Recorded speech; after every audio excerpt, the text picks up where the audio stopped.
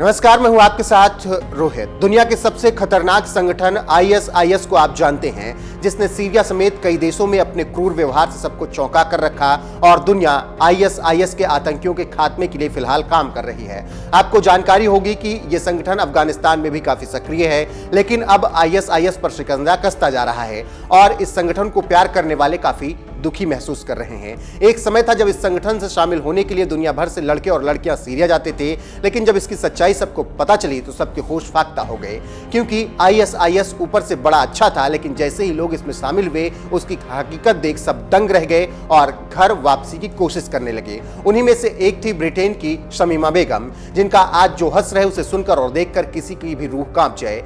ISIS खेमे में तीन बच्चों की मां बनने के बाद हम वतन वापसी के ख्वाब संजोइए बैठी थी, लेकिन अपने ही देश के कानून से उनको जबरदस्त झटका लगा।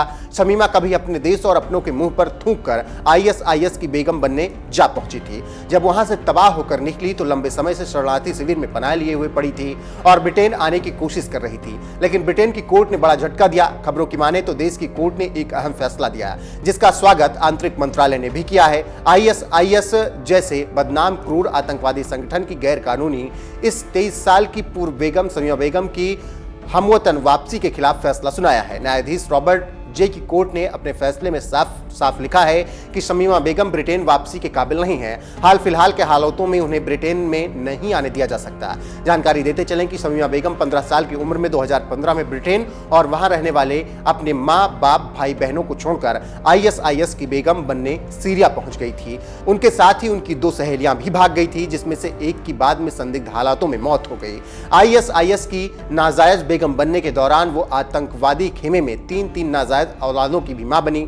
हालांकि बदकिस्मती से उनके तीनों बच्चों की ही वहीं पर मौत हो गई, लेकिन अचानक ही फरवरी 2019 में शमीमा बेगम एक सीरियाई शरणार्थी शिविर में पहुंच गई।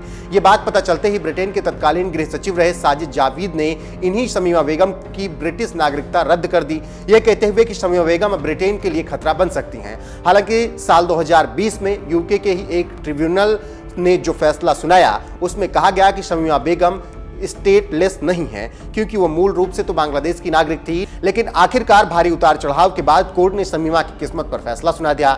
इसीलिए कहा जाता है कि कभी भी फैसला जल्दबाजी में नहीं लेना चाहिए और ना ही बिना सोचे समझे कोई कदम उठाना चाहिए, जिसका नतीजा खतरनाक हो सकता है, जैसा आज शमीमा बेगम के साथ हो रहा है।